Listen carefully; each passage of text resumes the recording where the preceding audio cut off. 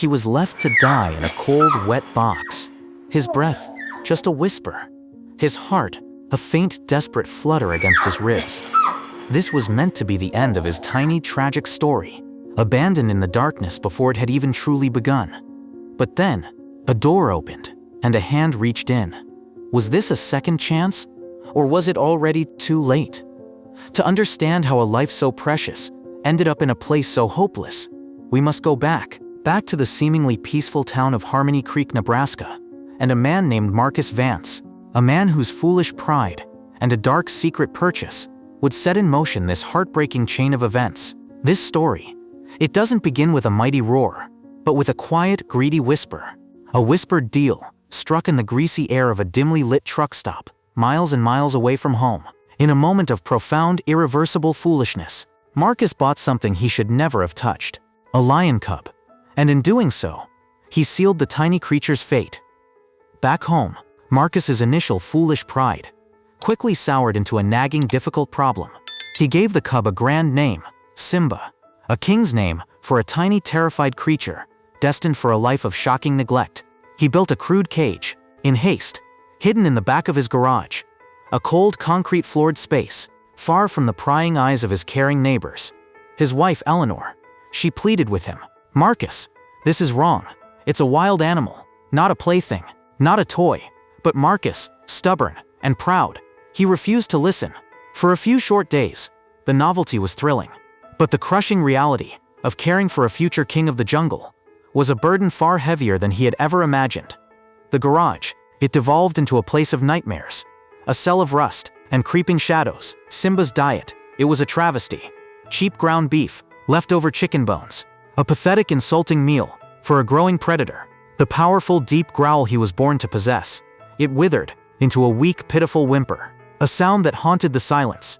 Within weeks, the majestic golden coat, his birthright, began to fall out, in clumps, revealing raw, pink, irritated skin. His once bright, curious eyes grew dull, vacant, staring into nothing. He was starving, not just for proper food, but for comfort, for the warmth of his mother, for the gentle touch of the sun on his back. The smell from the garage became undeniable, a foul stench of sickness and neglect. Marcus's dirty little secret was beginning to stink, literally. Eleanor's pleas, they turned into ultimatums.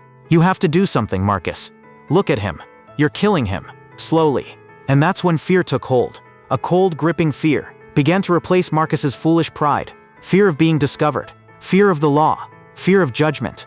He couldn't take the cub to a vet. No, that would mean confessing to his illegal, cruel, and selfish act.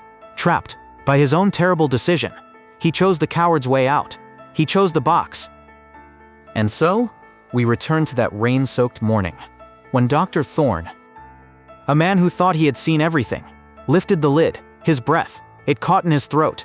Curled in a filthy, damp towel was a skeletal frame, a tiny lion cub, barely breathing. There was no time for questions, no time for anger, only action. He gently, so gently, scooped up the tiny body and rushed it into the emergency room. For Dr. Thorne, this wasn't just another animal. It was a life teetering on the very brink of oblivion. He worked swiftly, his decades of experience guiding his steady hands, an injection to fight the ravages of shock, an IV line to push life-giving fluids into a body that had all but given up, a warm, soft blanket to fight the deadly, creeping chill. He placed his hand on the cub's chest and waited, and then he felt it, a flutter, so faint, like a secret whispered against his fingertips. But it was there, life. As the warmth and medicine began their work, the cub let out the faintest of whimpers. It was the sound of a battle, slowly being won. Dr. Thorne immediately made 2 calls, one to the county sheriff, and another to Ranger Frank Miller at the Oak Ridge Wildlife Sanctuary. Help was on the way. Ranger Frank Miller arrived, his face a mixture of sorrow and determination. He took the cub to the sanctuary, a place of healing, a place of second chances. There, the little survivor was given a new name, Leo. It means lion, a promise of the strong, magnificent king he was always meant to be. The road to recovery, it was long, and it was difficult. At first, Leo was too weak to even stand. The sanctuary staff, they worked around the clock, feeding him a special formula, drop by drop, treating his painful skin infections, giving him the gentle, constant care he had been so cruelly denied. Slowly, oh so slowly, a miracle began to unfold.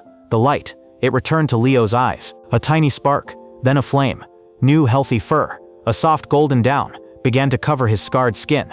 His weak whimpers, they turned into playful clumsy growls.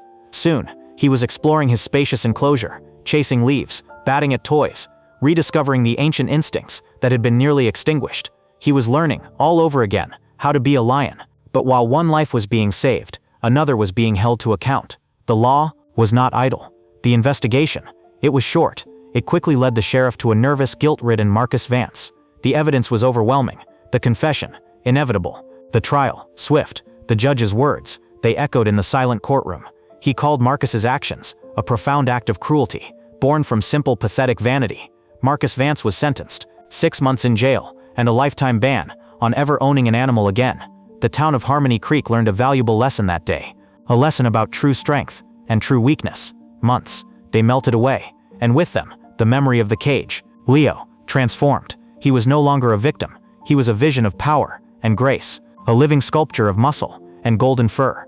His eyes, they held the intelligent, burning fire of the wild. The day finally came, the day he would return home.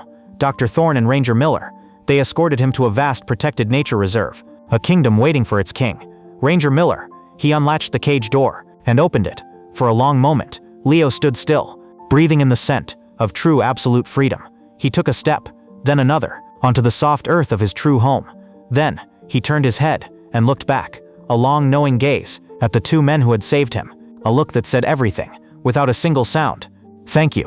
And then, he was gone, a golden streak, running powerfully towards the endless horizon, to the life he was always meant to live. Dr. Thorne and Ranger Miller, they stood there, in silence, watching, until he was just a memory on the horizon. They had not just saved a lion.